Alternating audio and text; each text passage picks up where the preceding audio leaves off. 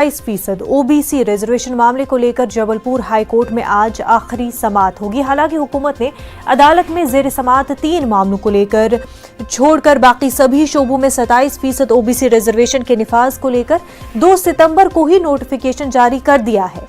हुकूमत के जरिए जारी किए गए अहकाम को भी जबलपुर हाईकोर्ट में चैलेंज किया गया है, जिसमें तकर्रुरियों और तुलबा के दाखिले को लेकर रिजर्वेशन देने का अहकाम जारी किया गया था। आज होने वाली समाअत में अदालत का फैसला क्या होगा, इस पर सभी की निगाहें टिकी हुई हैं।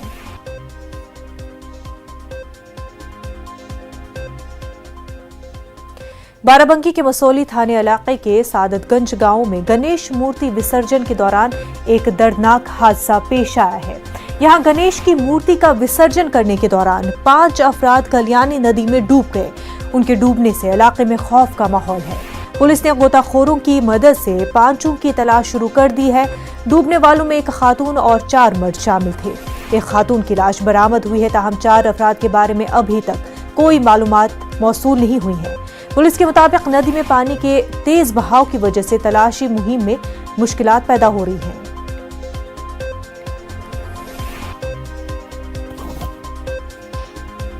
क्या कार्यक्रम था यहाँ पे? यहाँ छोटी सी एक प्रतिमा थी, करीब 1.5 फुट की, गणेश जी की, वो विसर्जन होती थी। अच्छा, कई सालों से हो रही है। कहाँ पे रखी थी प्रतिमा? फिर कहाँ रखी थी? नारायणगढ़ पांडे। अच्छा, वहाँ से विसर्जन करने के लिए आए थे? वही 10-15 लोग। अच्छा, गाँव के 20-25 जने तो जरूर हैं।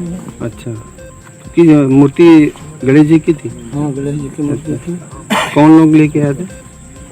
नारायणगढ़ पाड़े को मूर्ति रखे हुए हैं सब लोग। कोरोना वबा के दौरान बाहमीनदात और इन्हिसार का जज्बा